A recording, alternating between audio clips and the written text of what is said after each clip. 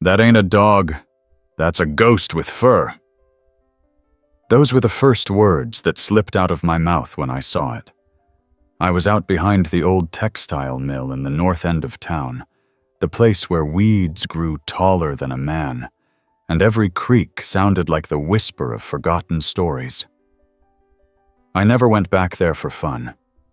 I was just walking home from work, taking the long way like I always did when I needed time to think. Life had been tossing me around a bit lately, and the quiet helped me find my footing. But I wasn't expecting to find what I did that evening. A cage. Rusty, barely holding itself together, hidden under a pile of rotting plywood and half a tarp. It was the kind of thing you'd walk right past if you weren't looking for it. But I heard something. Not a bark. Not a whimper. More like a breath dragged across glass. Faint. Almost human in its desperation. I crouched down and peeled back the tarp. And there he was. He didn't even lift his head, just opened one eye, dull and dry, and looked at me. His ribs poked through his skin like someone had sketched a skeleton and gave up halfway. His fur was matted in places, missing in others. One of his ears was bent in a way that told me it had probably been broken and never healed right. But what hit me the hardest wasn't the way he looked. It was the fact that he didn't move, like he'd given up even hoping. I reached for the lock on the cage door. It was one of those cheap padlocks you'd find at a dollar store. Rusted through. I pulled my multi-tool from my pocket and popped it open with a quick twist. The door creaked as it swung wide. He didn't run. Didn't growl. Just looked at me. "Come on, boy," I whispered. "Let's get you out of here." He blinked slowly, and then, so slowly, it almost didn't seem real, he took one step forward, then another. He limped, favoring his back leg. When he was finally out of the cage, he collapsed right at my feet. I couldn't leave him there. I took off my flannel shirt, wrapped him up the best I could, and carried him home. I'm not a big man, and he wasn't a small dog, but he didn't weigh more than a couple bags of flour. It was like carrying smoke. My arms trembled the whole way, not from the weight, but from the sheer sadness of it all. When I walked through the front door, my son Caleb looked up from the couch. He was 13, just hitting that stage where everything I did was either embarrassing or wrong. "Is that a dog?" he asked, wide-eyed. "Was," I said. "We're gonna see if we can bring him back." Caleb followed me into the kitchen as I laid the dog down on a folded blanket. I filled a bowl with water and set it next to his head. He sniffed it, but didn't drink. "What's his name?" Caleb asked. "I don't know yet." "Can I name him?" "Let's see if he makes it through the night first." I hated the way that sounded coming out of my mouth, but I had to be honest. I'd seen stray dogs before. I'd even taken a few to shelters. But this one was right on the edge. We sat there with him for hours. Caleb brought his pillow and a flashlight, curled up on the floor beside him like he was guarding a treasure. Around midnight, the dog finally shifted and lapped at the water. Not much, just a few sips, but enough to make my heart catch. "That's a good sign," I said. "I think we should call him Lucky," Caleb whispered. "You think he's lucky?" "He is now." The next morning, I took him to the vet. Dr. Mason didn't even blink when I walked in carrying that fragile creature. He just motioned me into the back room and started checking him over.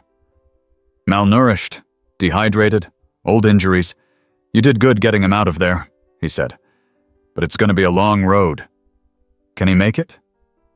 Dr. Mason looked at the dog, who now had a name, though the vet didn't know it yet. "Lucky. I've seen worse come back. He's got a shot, but he needs care, patience, and a safe place." I nodded. "We can give him that." Dr. Mason gave me a rundown of what Lucky needed. Small portions of food, regular fluids, rest, and warmth. He handed me a bag of supplies and didn't charge me a cent.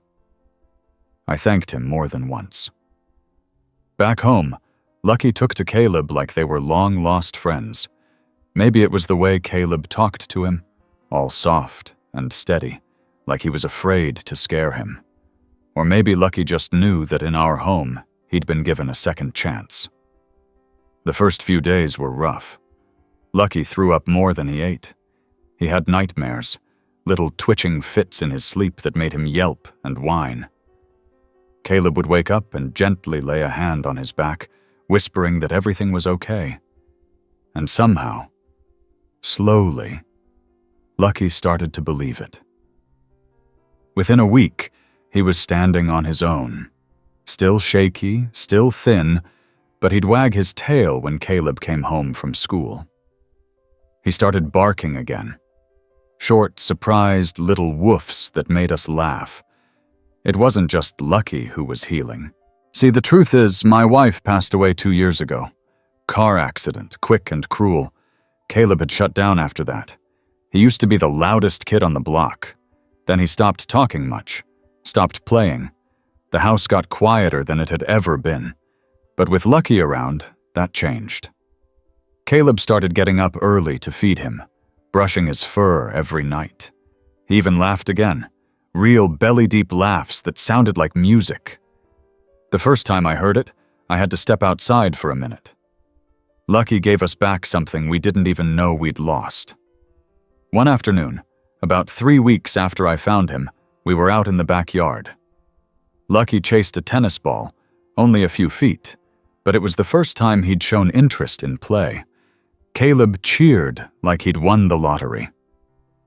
I sat on the porch with a glass of lemonade, watching the two of them, and I realized something. That cage hadn't just trapped Lucky, it had trapped us too. But we were free now, and it was only the beginning.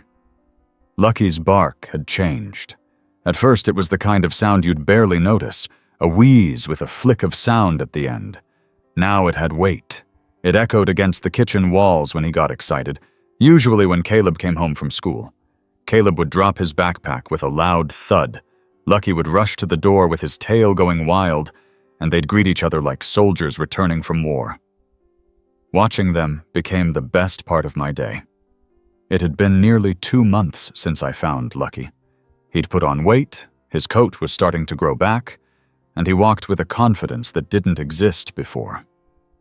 He even ran, short bursts in the yard, ears flopping and tongue wagging. His eyes had that shine again, the look dogs have when they know they belong somewhere. But there were still things we didn't know. Where he came from, who locked him in that cage, why he was left to waste away like that. I hadn't told anyone outside of Caleb and Dr. Mason about the cage. It didn't feel right to share it yet. Maybe I was afraid that talking about it would make the ugliness of it all more real. Then one Saturday morning, Caleb and I took Lucky for a walk around the neighborhood. Nothing fancy, just our usual loop down Meadow Lane, through the park, then back around through the woods behind the old mill. We hadn't been near the cage since that first day, and I wasn't planning to return. But Lucky had other ideas. Halfway through the woods, he stopped. His ears perked.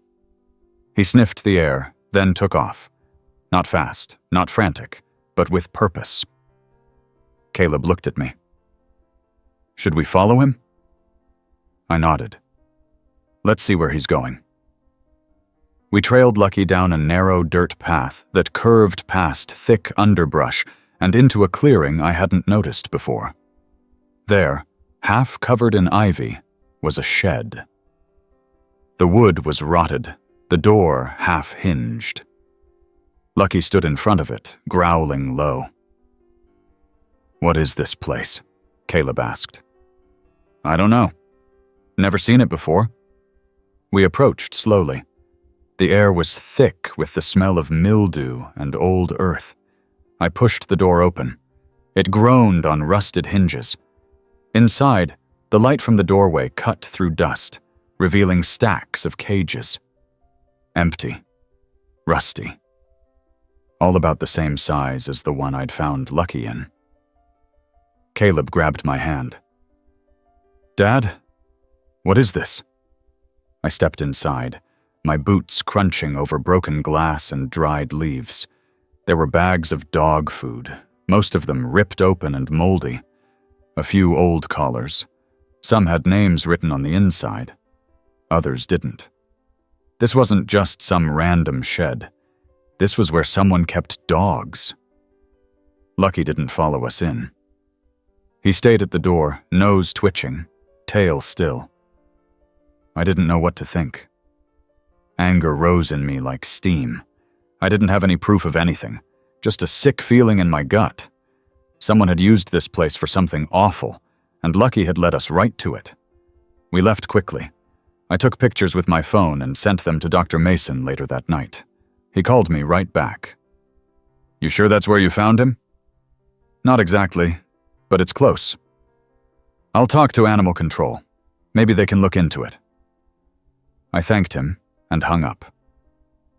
Caleb sat on the couch with Lucky's head in his lap, stroking the dog's ears like he was trying to wipe the memory of that shed away. For the next few days, I kept my phone close. No word from animal control. I wasn't surprised. Our town wasn't the kind where things moved fast unless there was a parade or a football game. But it kept me up at night. Then, about a week later, a knock came at the door. I opened it to find a man in his 60s, thin frame, graying hair, holding a faded baseball cap in both hands. "Name's Ray Daniels," he said. "You the one found that dog?" I nodded. "Who's asking?" He looked past me into the house, where Lucky's bark had already started.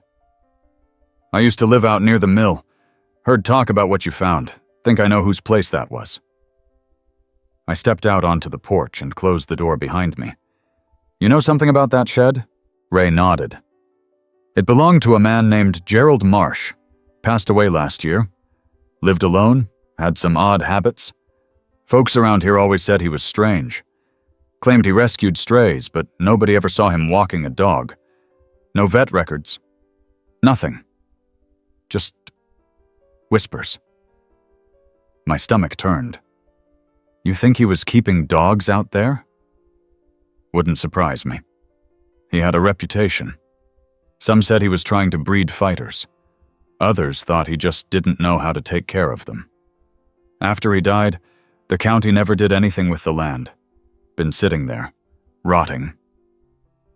I thanked him and watched as he walked away. Lucky stood at the window, watching too, tail still, ears alert. Later that evening, Caleb and I sat on the back porch, Lucky between us, enjoying the last glow of sunlight. "Do you think he remembers?" Caleb asked. "I think dogs remember everything," I said. Caleb nodded. "But he's not scared anymore." "No," I said, smiling. "He's not." The next morning, we went back to the shed, this time with a shovel, gloves, and a flashlight. Caleb stayed at the edge while I poked around. I found more cages buried under brush. Some looked like they'd been chewed from the inside. Others were locked tight, still holding water bowls with algae growing in them. I took more pictures, called the sheriff's office this time. They sent out a deputy later that day. Young guy, probably no older than 25. "Looks like this place has been abandoned for a while," he said. "But we'll write it up. Thanks for bringing it in." That was it. No big investigation, no headlines. But I didn't care about all that. What mattered most was Lucky. He wasn't just surviving anymore. He was living. And somehow, that made everything feel lighter. A week later, something incredible happened. We were in the park. Lucky was off leash, chasing squirrels and never catching them, when a woman and her 2 boys approached us. The boys were maybe 10 and 7, both with ice cream on their faces and sneakers that lit up when they walked. "Excuse me," the woman said, her voice cautious. "Is that your dog?" I nodded. "Sort of. We rescued him a couple months ago." She looked down at the boys, then back at me. "Do you know if he used to belong to someone else?" My heart skipped. "Why do you ask?" "My dad used to live near here. He had a dog that looked just like that. Disappeared a year ago. My boys still talk about him." I knelt beside Lucky, holding his collar gently. "What was his name?" "Ollie," she said. "Short for Oliver."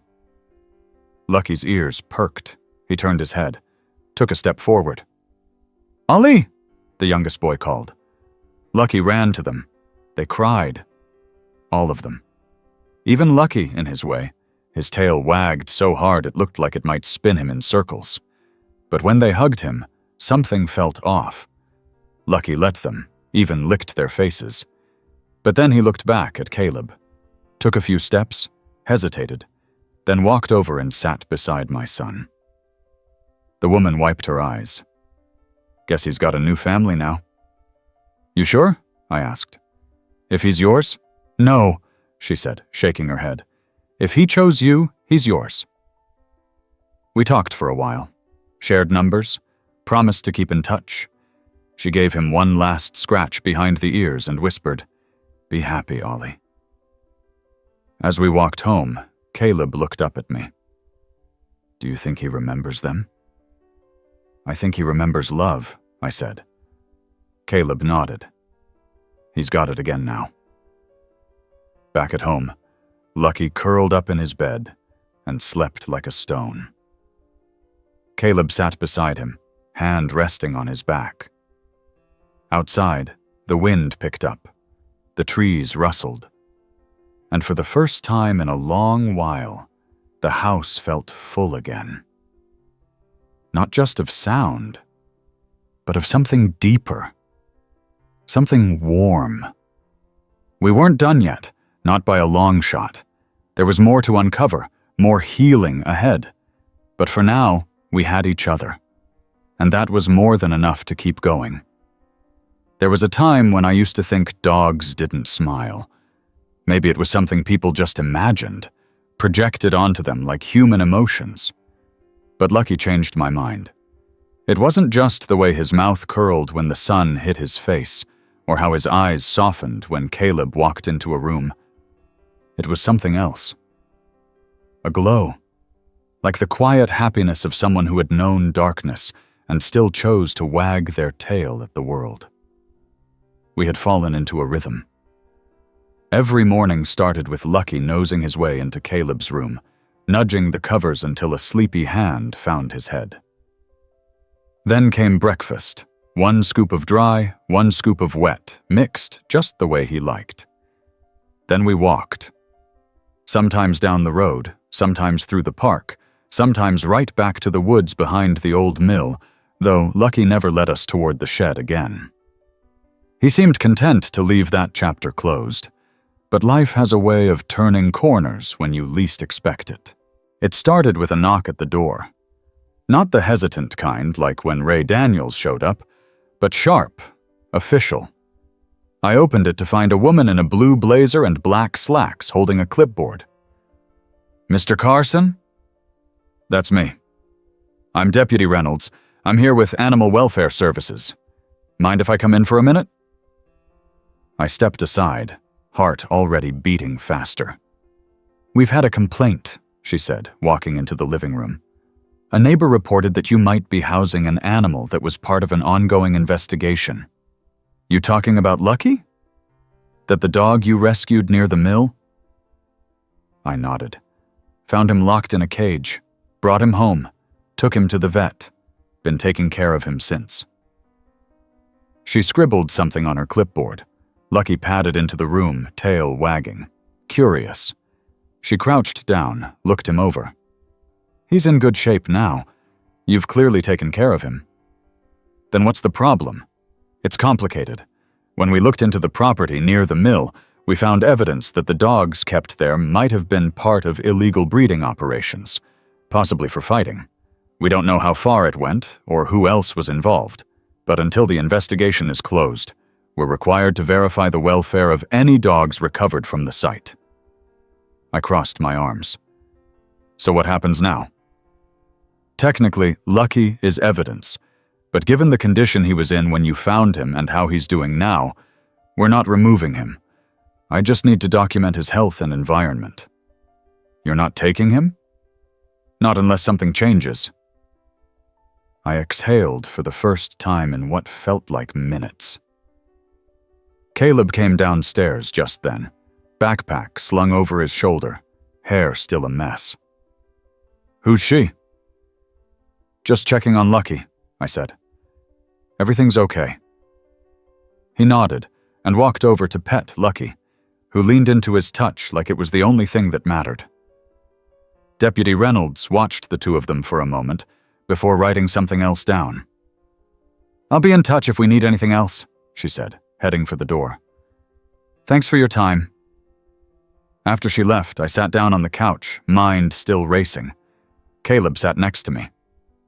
They're not going to take him, are they? No, I said. Not if we can help it. Over the next few weeks, things started shifting. Word had gotten out. People in town started talking about the shed, about Lucky, about the kind of man Gerald Marsh might have been.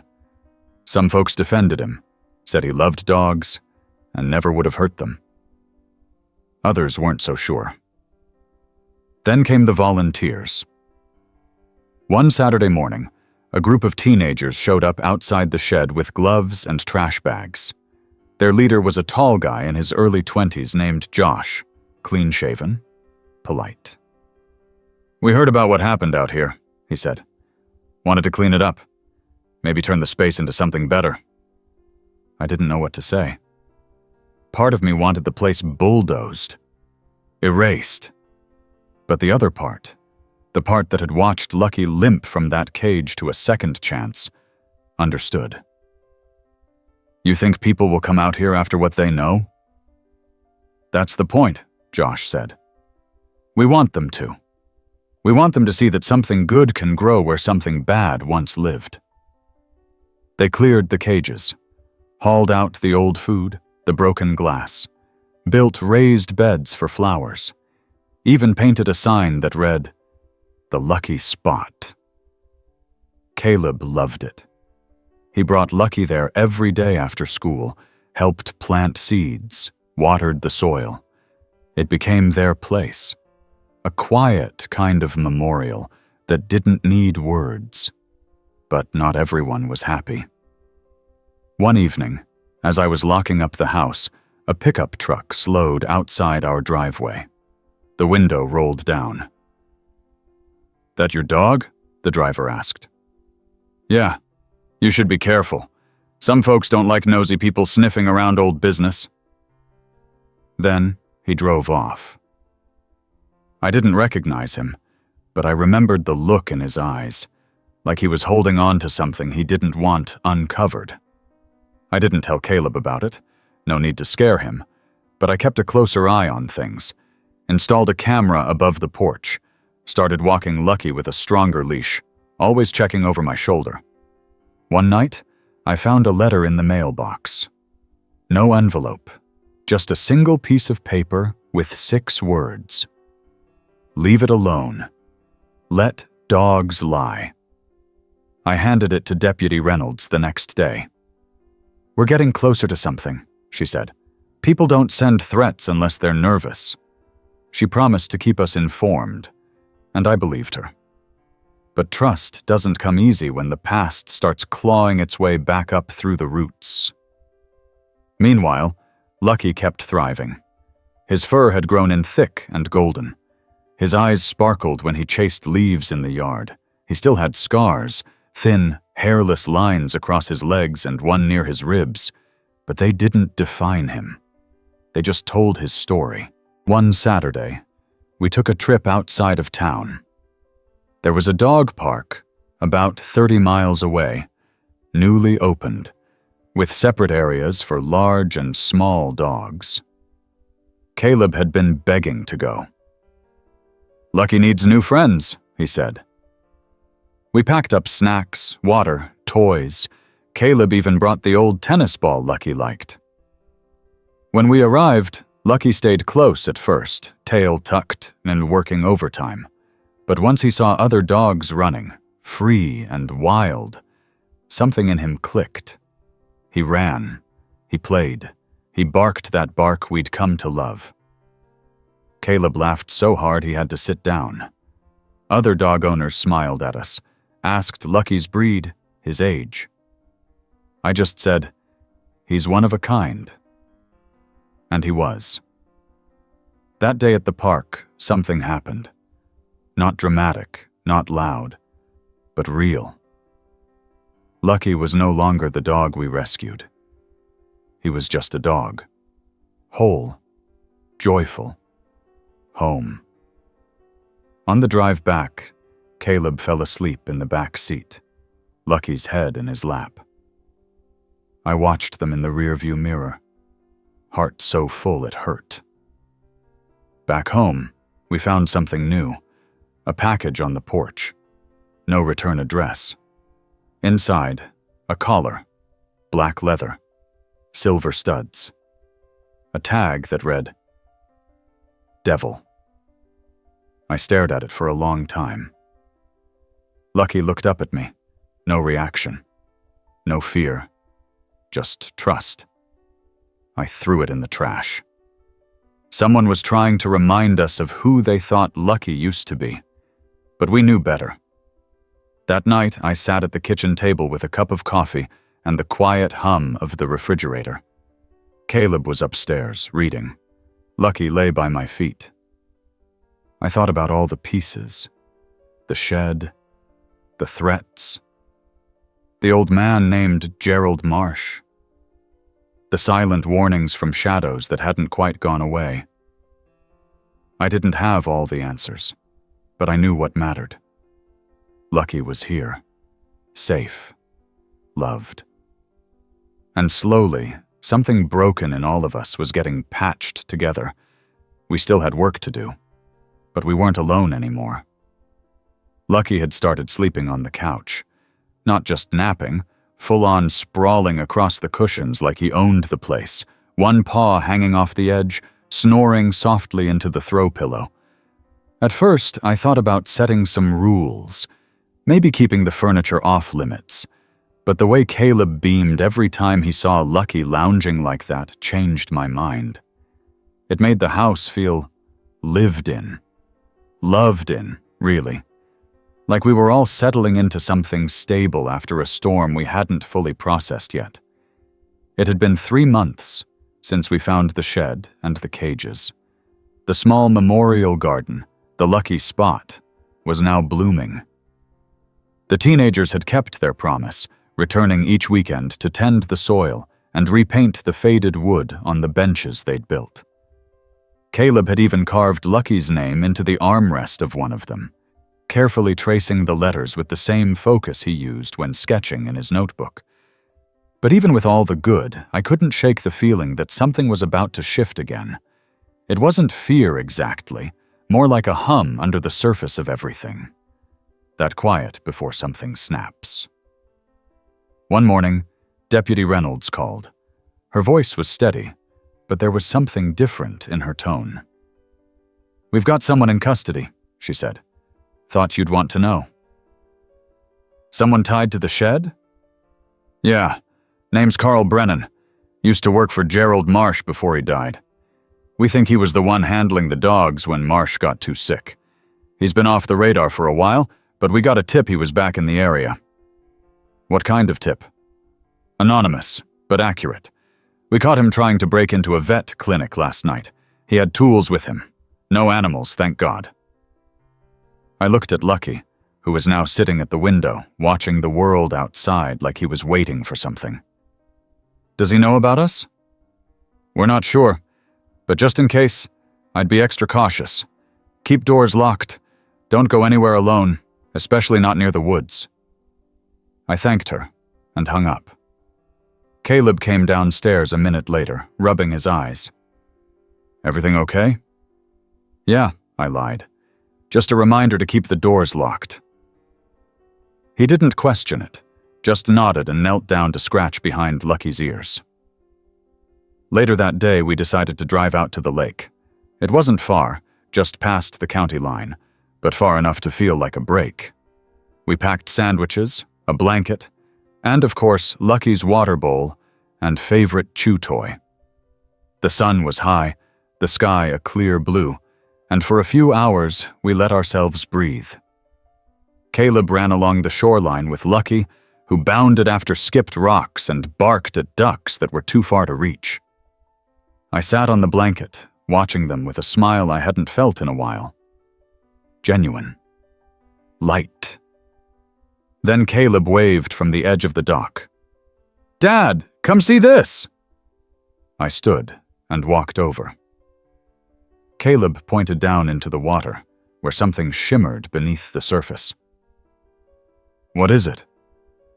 "Looks like a tag," he said. "Like from a collar." He knelt down and reached, but I stopped him. "Too slippery. Let's not risk falling in." Lucky sniffed at the edge, tail still. We left the tag where it was and headed home as the sun dipped low. But something about it stuck with me. What were the odds? A dog tag underwater, out at a lake we rarely visited? That night, Caleb sketched the outline of what he'd seen. A bone-shaped tag with something engraved. He couldn't read the name from the dock, but he thought the last letter was a Y. "Think it belonged to someone like Lucky?" he asked. "Could be, or maybe someone just lost it years ago." But we both knew that wasn't how stories like this worked. 2 days later, Josh from the volunteer crew stopped by. He had something in his hands, a photo, yellowed and creased. "Found this stuck behind one of the old cages," he said. "Thought you should see it." It was a picture of 3 dogs. 2 of them were pit bulls, scarred but alert. The third was a golden shepherd mix, lean and tall with familiar eyes. "Is that—" "Could be Lucky's littermate," Josh said. "Or him before everything. Hard to tell." But I knew. That was Lucky. I could see it in the way he held his ears, the tilt of his head. He looked strong. Bright. Like a dog full of potential. "Where'd you say you found this?" "Behind the bottom cage. It was taped to the wall, almost like someone wanted to remember them." I took the photo, thanked him, and added it to the small box of things we'd collected about Lucky's past. The tag, the notes, the collar we'd thrown out but couldn't forget. That night, I couldn't sleep. I sat in the kitchen, the photo beside me, staring at the face I now knew better than almost anyone. Lucky lay nearby, breathing soft and steady. I looked down at him. "Who were you?" I whispered. He opened his eyes, stretched, then came over and rested his head on my knee. The next day, I got a call from the sheriff's office. "Brennan's asking for you," Deputy Reynolds said. "Says he wants to talk." "To me?" "Yeah, won't say anything to us." I didn't want to go. Everything in me said to stay away, keep Lucky out of it. But I also knew that if there was something Brennan knew, something about where Lucky came from or what happened, I needed to hear it. They let me into a small interview room with a metal table and 2 chairs. Brennan sat across from me, wrists cuffed, eyes sunken. "You the guy with the dog," he said. "That's right." "He's alive?" "Very." He nodded slowly. "Didn't think any of them made it." "What happened out there?"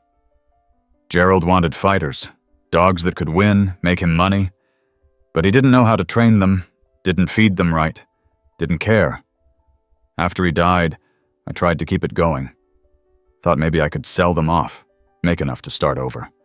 But they just kept dying. That one, yours, he bit me once, real hard. Thought he'd bleed out after.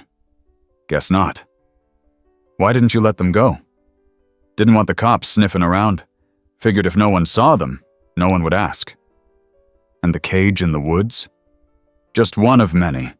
I had them stashed in different spots. Some didn't last. Others got away. You left them to starve. He didn't answer. I stood. I hope they lock you away for a long time. He looked up, dead-eyed. I was trying to make something out of nothing. Ain't that what everyone wants? Not like that. I left the station, head spinning, chest tight. That night I told Caleb the bare minimum. Brennan was part of what happened. He wouldn't be hurting anyone again. Lucky was safe. That seemed to be enough for him. But for me, it stirred more questions than answers. We started getting visitors, people from other towns, folks who'd heard the story. Some came to the garden. Others just wanted to meet Lucky. One woman brought a bouquet and sat quietly on the bench where Caleb had carved his name. She didn't say anything, just cried. Lucky walked over and put his head in her lap. Something was happening. Not just in our town, but beyond. People were starting to talk more. About rescue, about kindness, about the kind of healing that didn't come from a bottle or a book, but from a wagging tail and a soft nudge against your hand. One evening, Caleb stood in the kitchen doorway, holding his sketch pad. I want to make a book, he said. A book? About Lucky, where he came from, how he changed. Not just the bad parts, the good parts too. I smiled. Think people would read it? He nodded. I would. So he started. A page a day, drawings, captions, little bits of our story. Lucky followed him everywhere, like he knew he was the star of something important. The wind began to turn cooler. Fall was coming. But inside our house, things felt warm, steady. And somehow we knew this wasn't just Lucky's story anymore. It was ours too, and it wasn't even close to being over. The leaves were changing, not just a little, but in a way that painted the entire neighborhood in gold and red. It was the kind of autumn that made you want to open every window and just breathe. Lucky spent hours by the front door, head resting on the windowsill, eyes following the falling leaves like they were old friends drifting past. He didn't bark much anymore. Not unless Caleb got home late, or a raccoon wandered too close to the trash bins. These days, he didn't have to say much to be understood. Caleb's book project was in full swing. Every night after dinner, he'd pull out his sketch pad and work under the dining room light. Lucky would lie nearby, one eye half open, as if making sure every pencil stroke met his approval. The pages were beautiful. Not just because Caleb could draw, which he could, but because they were honest. They told Lucky's story the way only a 13-year-old could, without trying too hard, without sugarcoating anything, but always with heart. One evening, Caleb looked up from his sketch pad and said, "We should give it to the library when it's done." "Your book?" I asked. "Yeah. Put it on the shelf so other kids can read it. Maybe someone finds their own Lucky." I nodded, trying not to let my voice catch. "I think that's a great idea." Meanwhile, the Lucky Spot had become a regular place for families to visit. Some came with their dogs, some with flowers, some just sat on the benches and watched the wind move through the trees. Josh and his crew were still coming out on weekends, repainting the fence and planting mums along the edge. Someone even donated a small plaque that read, "Hope can start with just one open cage." People had begun sharing stories, not just about Lucky, but about their own pets. Dogs they rescued, dogs that rescued them. It was like Lucky had cracked something open in town, something that had been quiet for too long. But not everything had quieted down. One morning, I stepped outside to grab the paper and noticed a car idling across the street. Black sedan, tinted windows, just sitting there. When I looked over, the engine revved softly. Then the car rolled away. Not fast, not slow, just enough to say, I was here. I didn't tell Caleb. No need to worry him unless there was something concrete, but I mentioned it to Deputy Reynolds the next time she stopped by. You're sure it wasn't just a delivery driver? I know the difference, I said. She wrote it down. I'll run the plate if you see it again. The following weekend, she called me herself. We've confirmed a connection, she said. The car belongs to someone tied to a man named Russ Green. Ever heard of him? No. He ran with Brennan for a while. Took over a few of the dog operations when Gerald Marsh passed. We never had enough to pin anything on him. Always stayed just clean enough. But he's on our radar again. What does he want? We think he's trying to intimidate. Maybe shut down anything that brings attention to the past. Like Lucky. Exactly. She paused before continuing.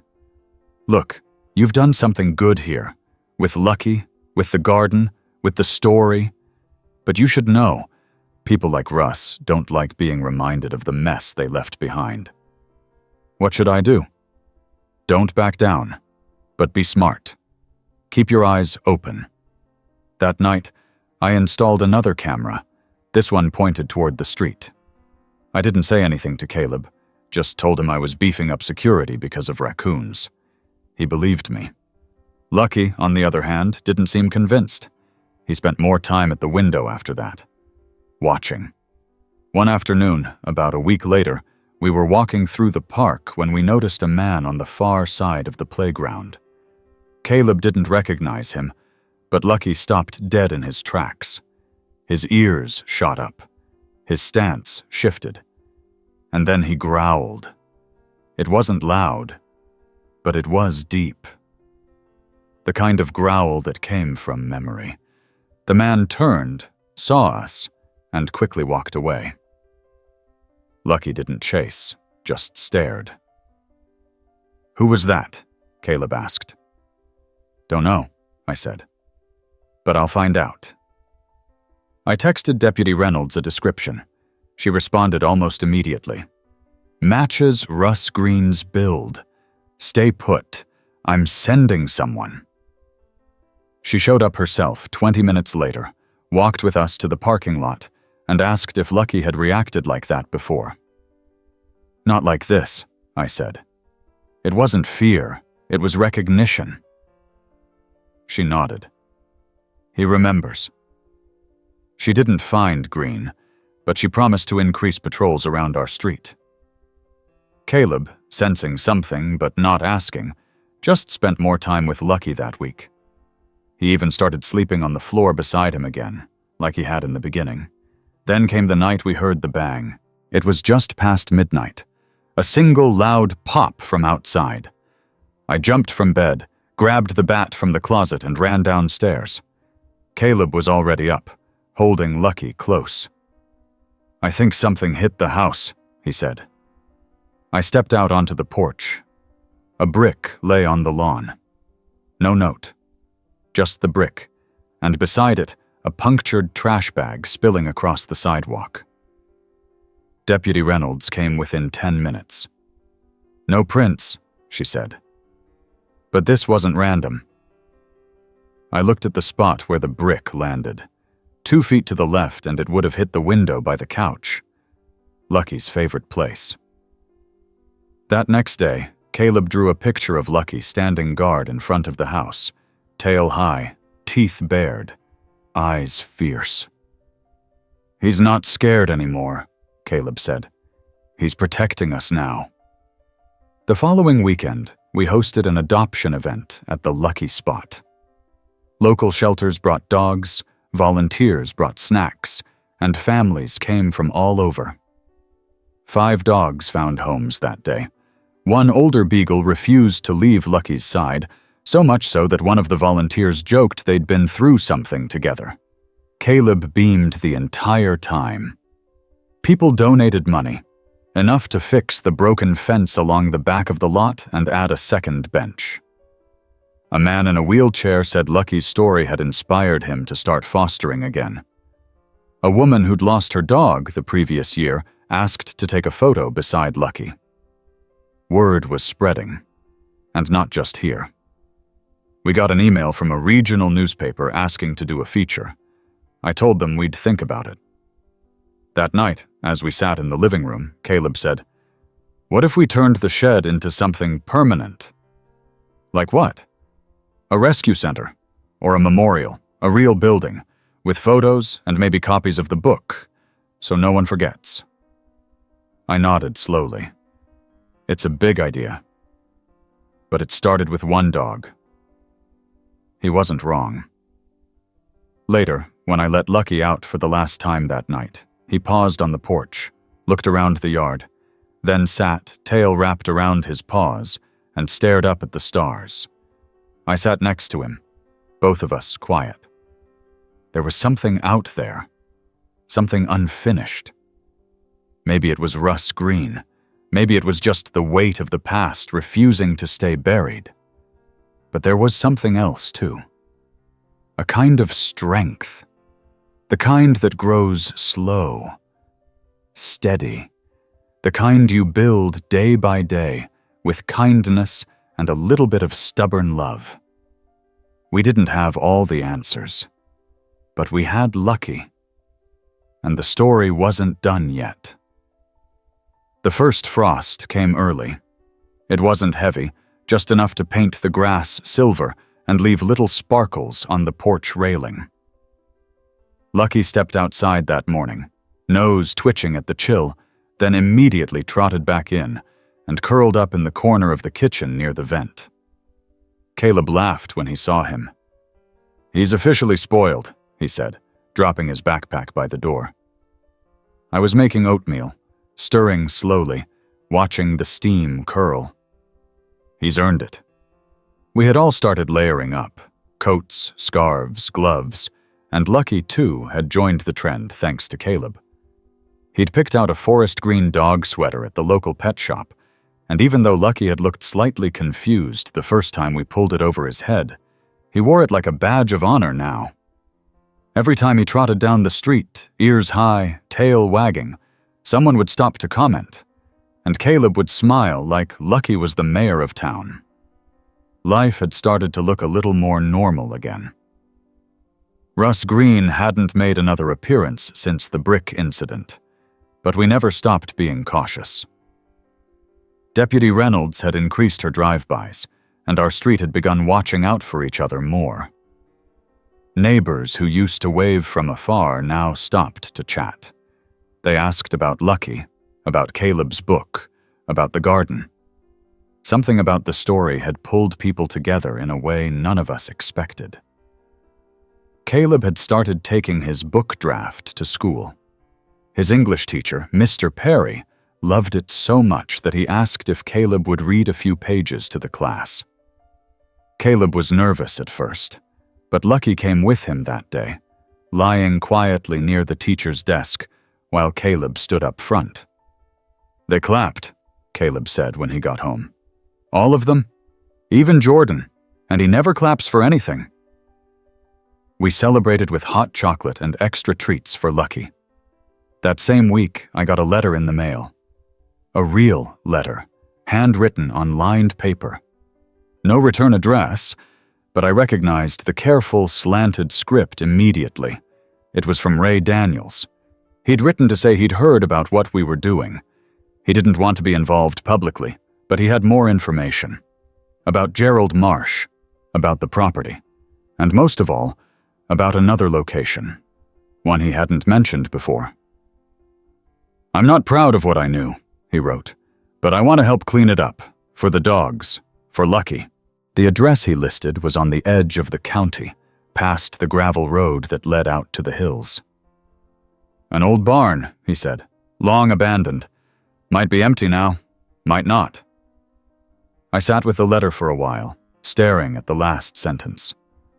Be careful who sees you out there. I called Deputy Reynolds. She was quiet as I read it to her, then said, I'll meet you there, but let's not go in blind. We planned it for Saturday morning. Caleb wanted to come, but I told him no. You've got your book to finish, I said. Besides, I need you to keep Lucky company.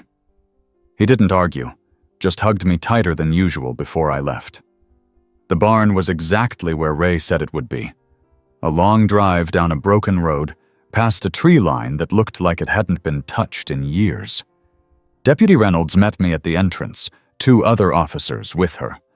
We kept our voices low. The barn itself was weather-beaten, with part of the roof sagging inward. Birds scattered as we approached. Inside, it smelled like old hay and damp wood. Dust clung to the beams like it had been layered there by time. But deeper in, we found signs. Not fresh, but clear. Metal bowls, chewed rope, a torn blanket, and in one corner, a small, rusted kennel, the kind used to transport animals.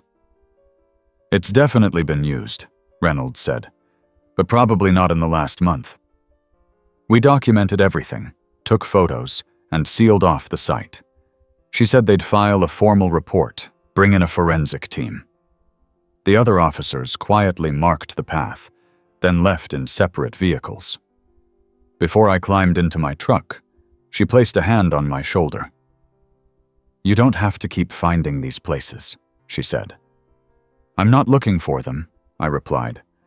They just keep showing up.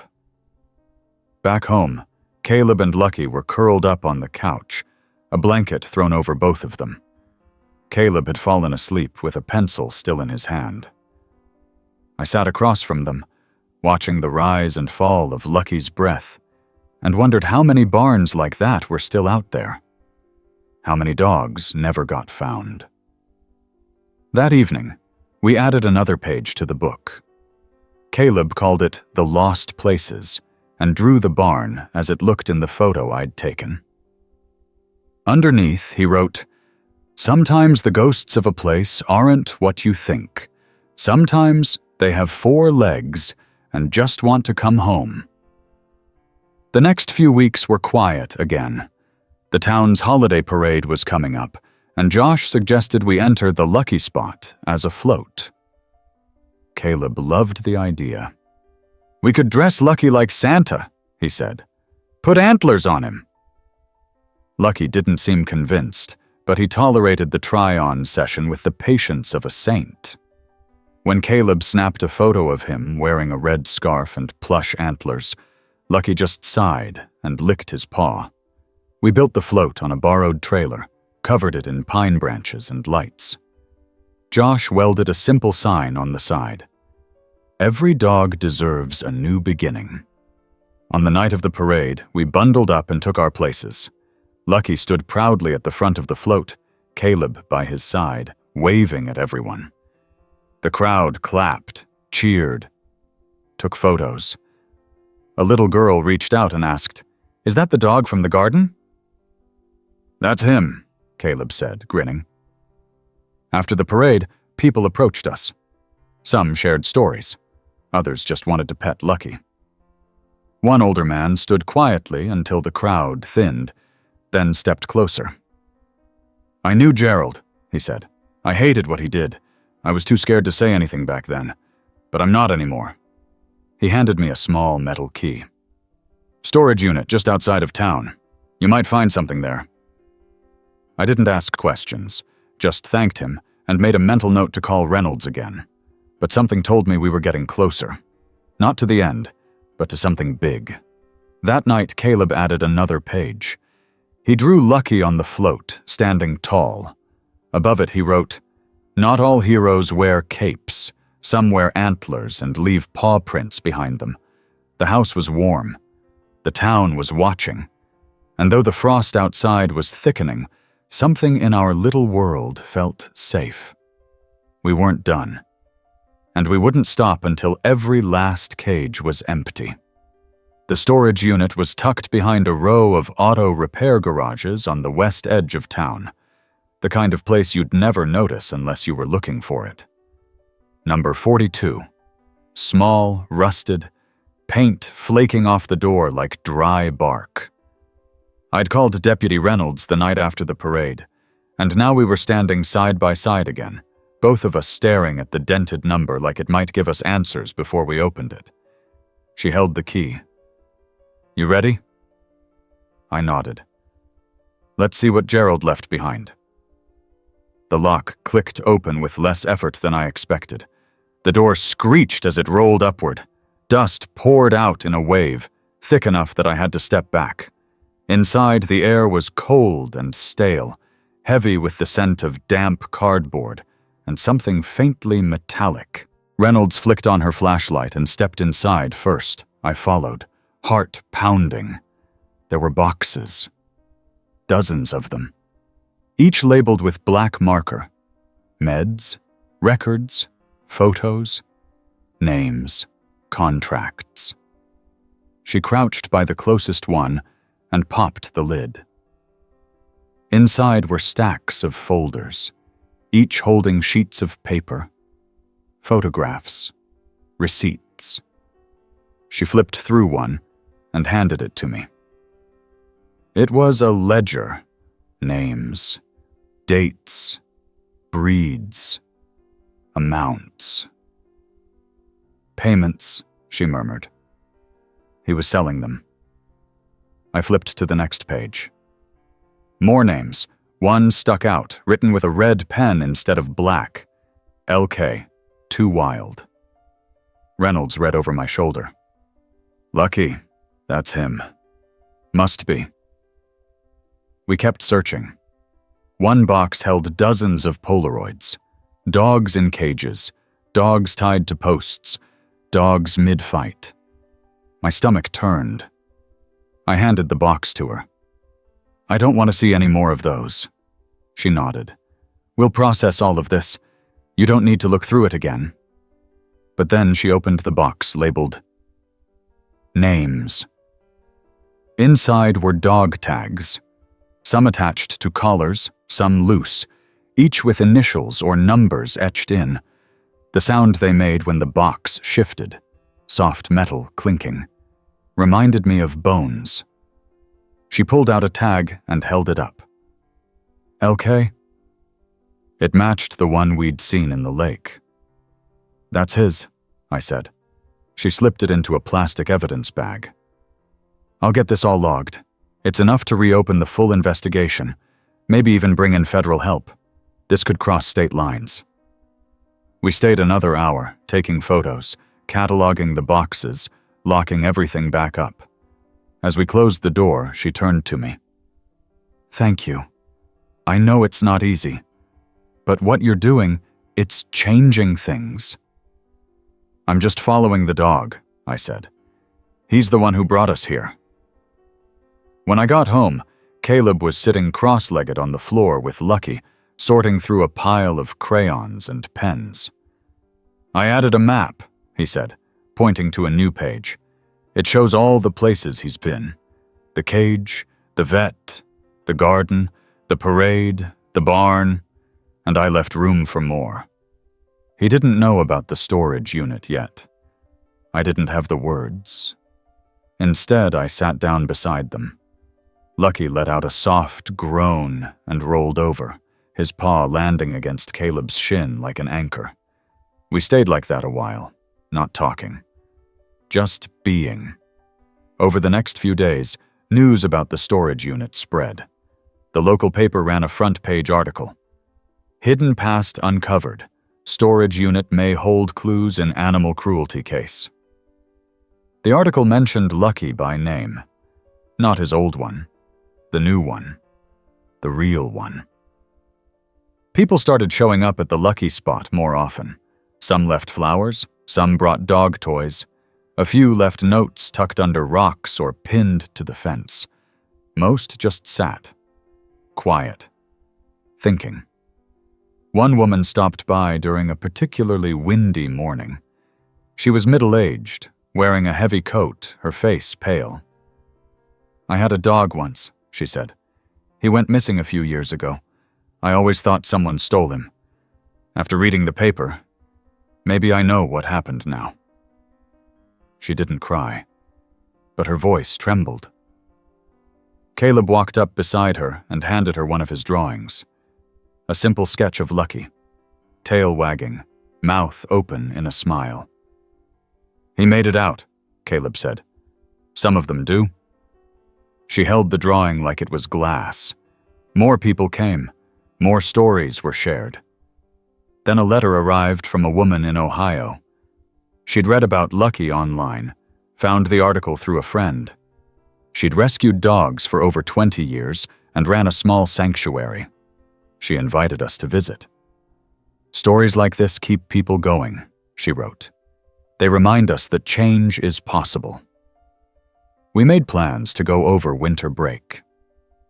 Meanwhile, Caleb finished the final page of his book.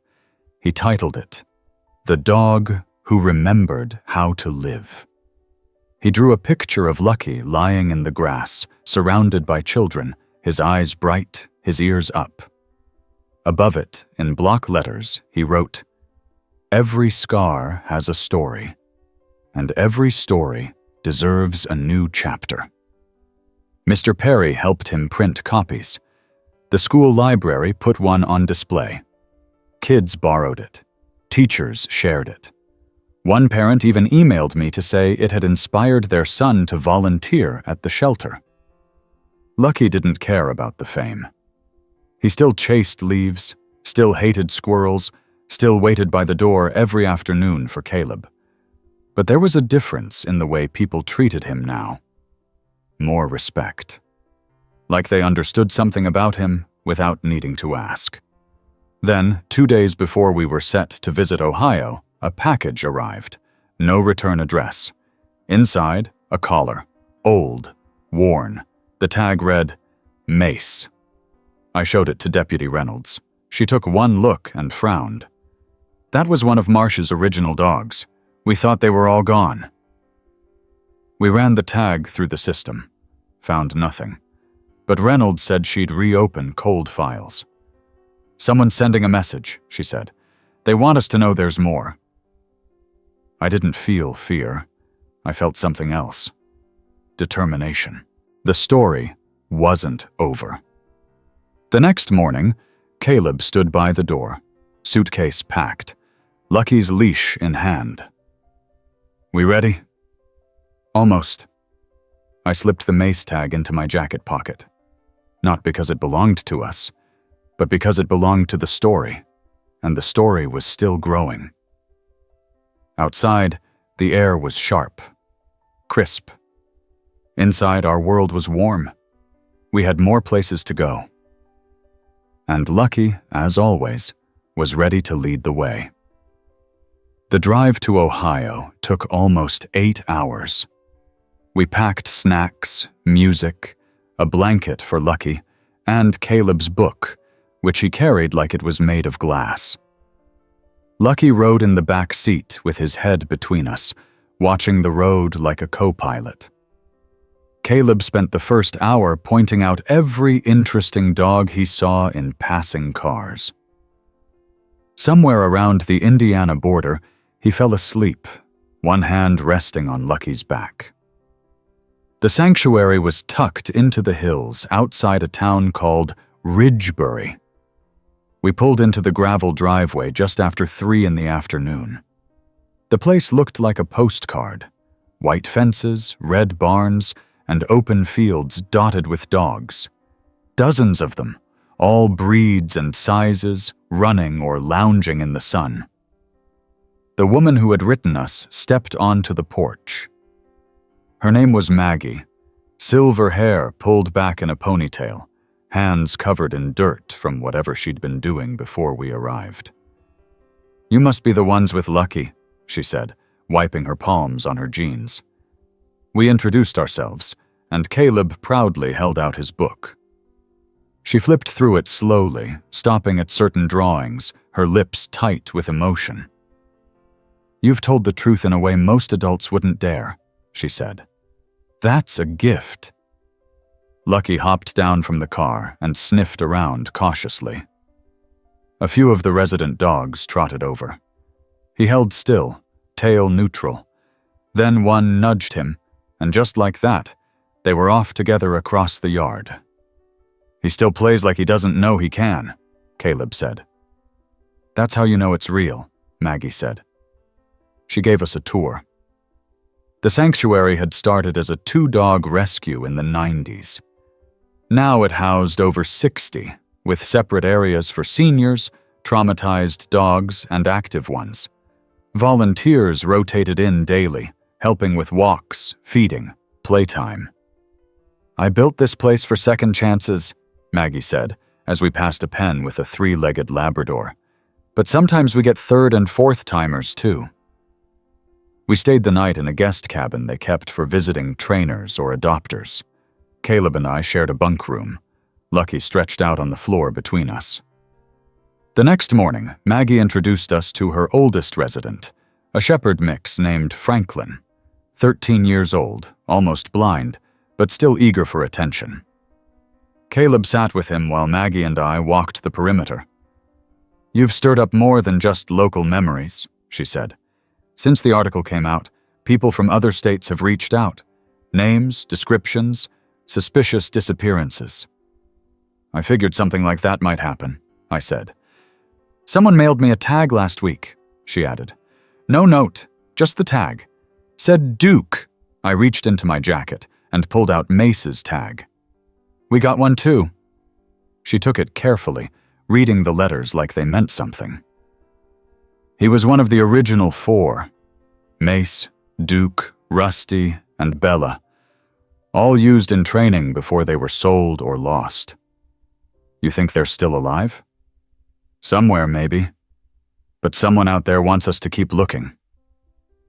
Later that day, Maggie brought out a wooden box filled with what she called the forgotten files, notes and photos gathered from years of anonymous tips.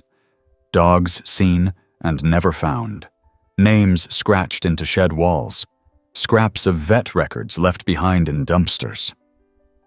Caleb sat with them like a detective, flipping through each page with care. "Some of these names match the ones in the storage unit," he said. We cross-referenced the notes with the ledger Deputy Reynolds had copied for me. 5 names matched. One of them was marked with an asterisk. BG, possible relocation to TN. "BG?" I asked. Maggie nodded. "That's Bella. Gerald used initials for the female dogs. Didn't want anyone knowing he trained them too." That night, we stayed up late at the cabin. Caleb was making a new page for the book. This one was titled The Ones We Still Look For. He drew a field, each flower labeled with a name. Mace, Duke, Rusty, Bella, and others we'd come across. At the bottom, he wrote, "They are not forgotten." The next morning, before we left, Maggie handed me a folder. "It's not just about Lucky anymore," she said. "People are paying attention now. If you keep going, you won't be doing it alone." We drove back with more than we came with. Caleb talked the entire way about building a wall at the Lucky spot, a memorial wall with names and photos, and maybe a map. When we pulled into our driveway, Lucky jumped out and ran straight to the backyard, rolled in the grass, then trotted to the porch and waited for us to catch up. 2 days later, Deputy Reynolds called. "We've had 3 more tags show up, all from different states. No notes, all real." "What do you think it means?" "I think it means someone's keeping track, someone who doesn't want the past to stay buried." We added a new section to the garden. Caleb painted a wooden sign. The Wall of Names. With each tag or name that arrived, we added a flower or a stone or a ribbon. People began mailing in their own. Some with stories, some with just the name and year lost. Then, one cold morning, A car pulled up while we were planting a row of bluebells. A man stepped out, probably in his late 50s, holding a leash. At the end of it was a dog with a white stripe down its nose and a notched ear. "This is Rusty," the man said. "He was abandoned near my farm 5 years ago. We didn't know who he was. Not until we saw the article." Caleb froze. "Rusty?" The dog looked at Lucky, and something happened. Not quite recognition, but something close. A quiet moment passed between them. The man left Rusty's tag with us, but he said he was keeping the dog. "He's family now, but I wanted to say thank you." That night, Caleb drew Rusty's face. He added it to the book. Underneath it, he wrote, "One found. More to go." And Lucky? He slept by the door that night, like he knew someone else might still be out there, and he was ready to help them home. The frost came thicker now, clinging to the rooftops and curling over windows before the sun could burn it off. Our breath showed in the air when we stepped outside in the morning. Lucky didn't mind. He'd grown into the cold. Something about it made him move with more energy, more spark. He bounded across the backyard like he was 5 years younger, kicking up little clouds of white with each step. Caleb had taken to wearing 2 pairs of socks, a knit hat pulled down over his ears, and fingerless gloves that let him hold a pencil while sketching in the garden. The wall of names had nearly doubled since our return from Ohio. The memorial was no longer just a side feature. It had become a central piece of the lucky spot. Each new name brought another story. Sometimes a photo, sometimes a collar, sometimes just a note that read, "She was ours." We built small boxes to keep everything safe from snow and rain. Volunteers helped reinforce the fence and added solar lights along the walkway. At night, the garden glowed, not bright, but enough to guide someone through it. People came quietly, some in groups, some alone, some with their dogs in tow. The mailbox we'd set up for submissions was full every few days. Letters from Idaho, Florida, Maine. They came with hand-drawn maps, descriptions, guesses at dates. We started keeping a binder, but there was one envelope, thicker than the rest, that arrived the second week of December. It was postmarked from Arkansas. Inside was a journal. No name, no return address. Just a single note. You need to know what he did. The entries were handwritten in a tight, neat scrawl. It didn't take long to figure out who he was. Gerald Marsh. The journal detailed routines, locations, deliveries, mentions of dogs by tag code, LK, MC, DT. There were mentions of Brennan and Green. And there were maps. Crude, but enough to point toward 2 more properties we hadn't known about. I drove straight to the station with it. Deputy Reynolds sat down across from me in the small conference room and leafed through the pages.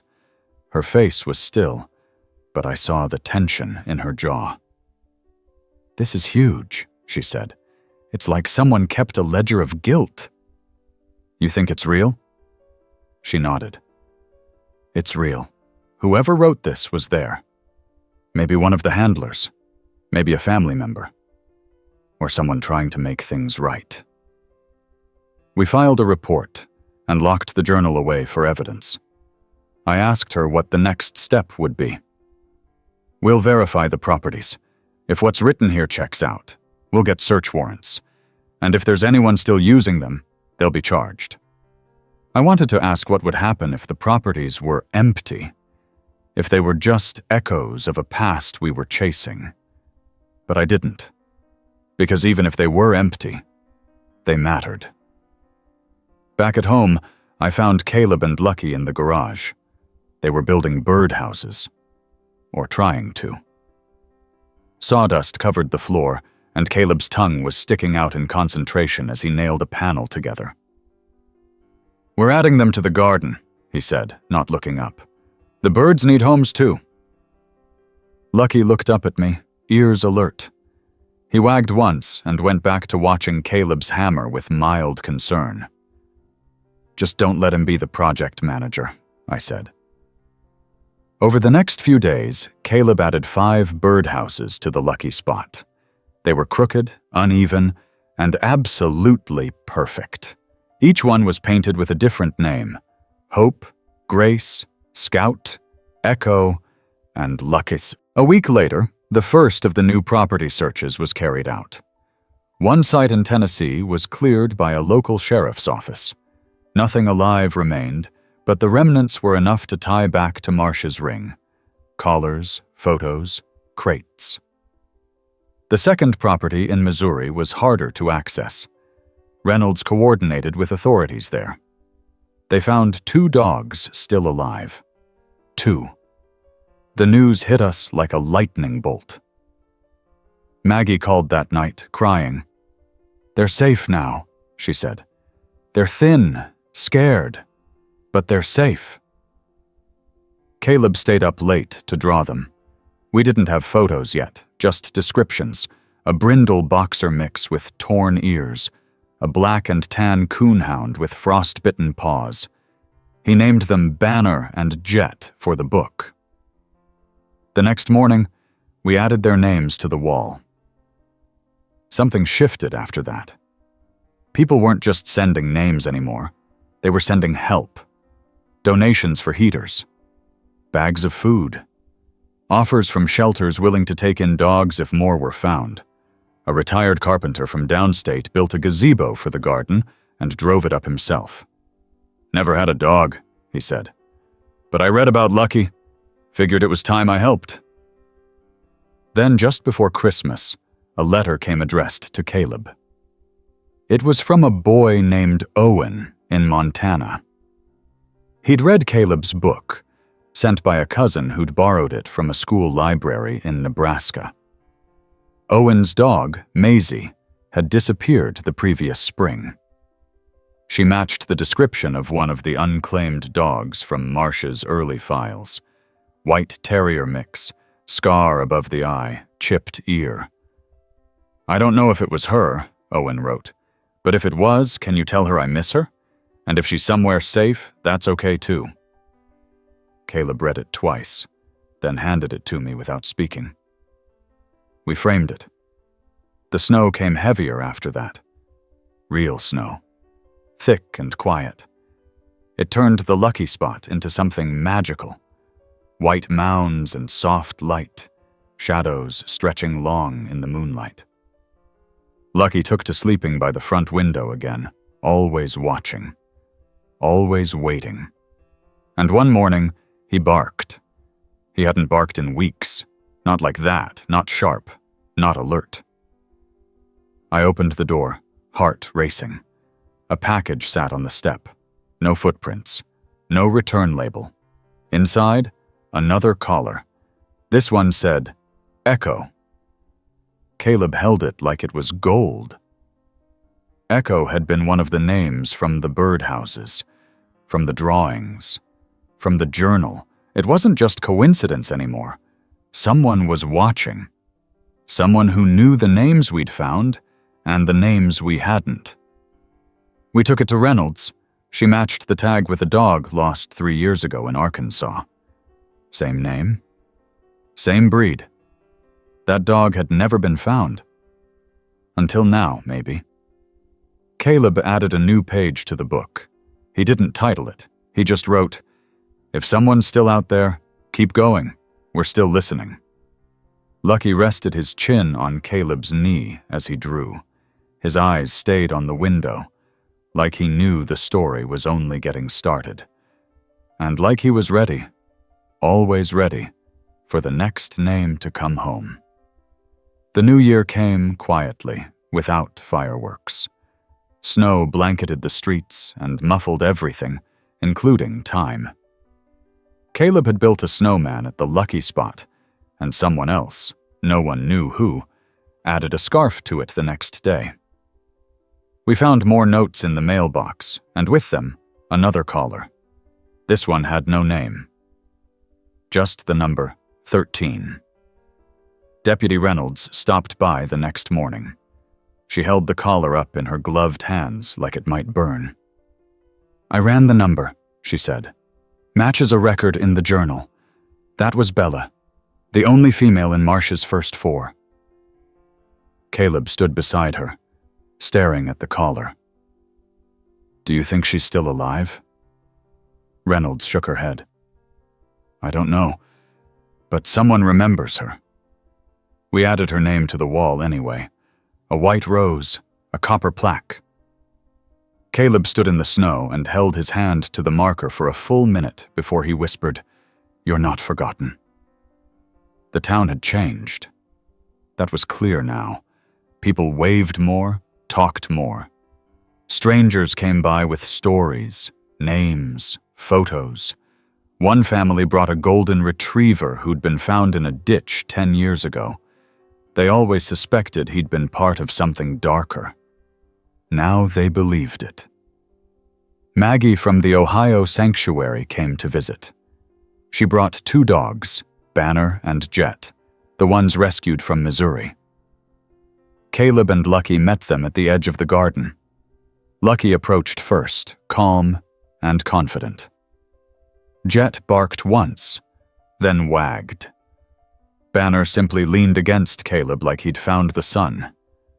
We arranged for them to stay with Maggie again, but not before adding their names to the garden.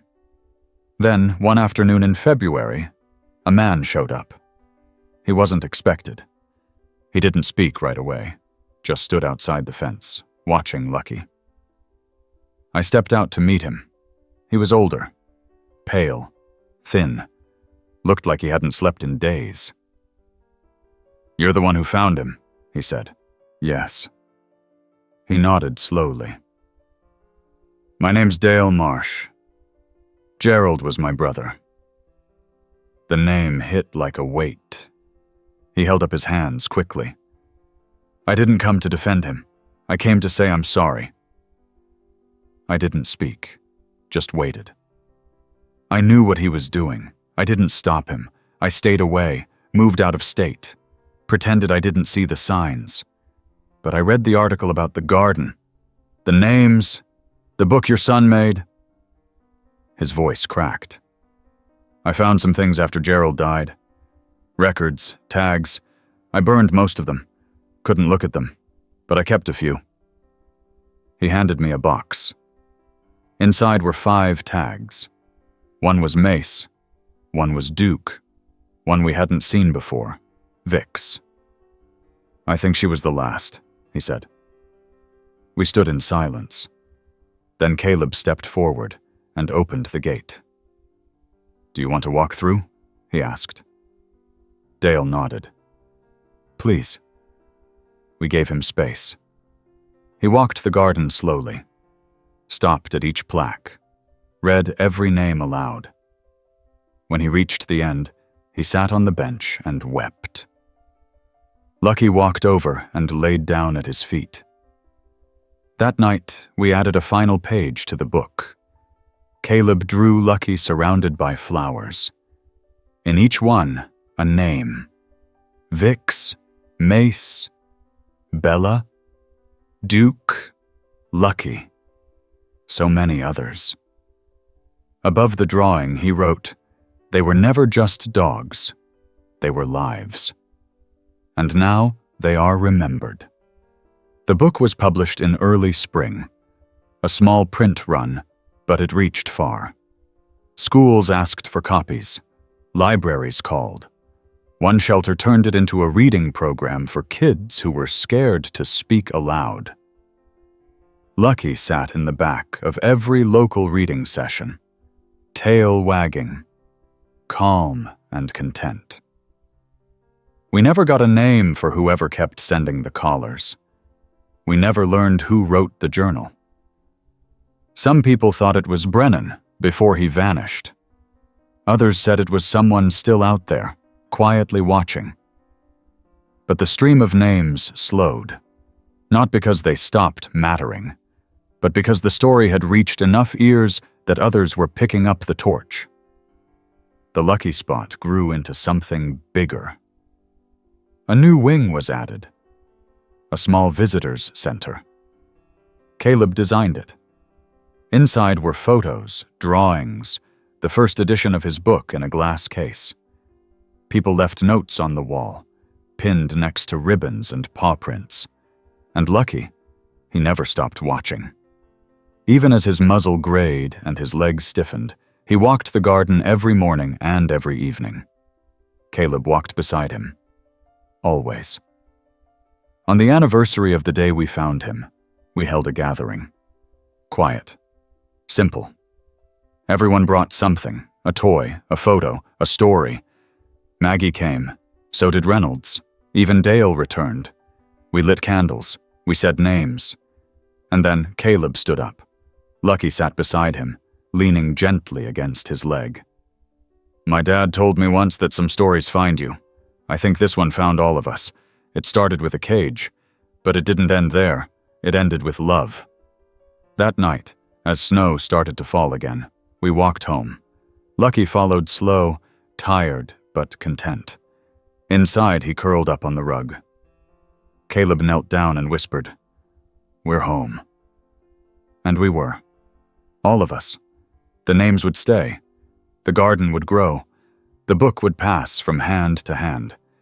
But the story, our story, had finally found its ending.